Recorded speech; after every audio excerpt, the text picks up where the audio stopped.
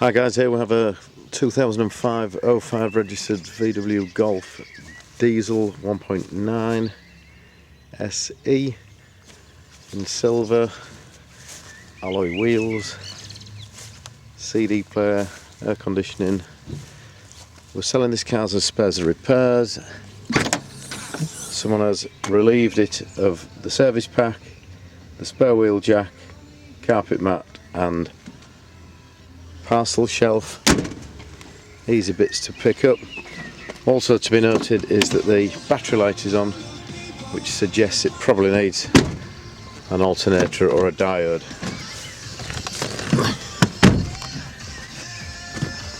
Ben, hey, now on the radio, 154,000 miles.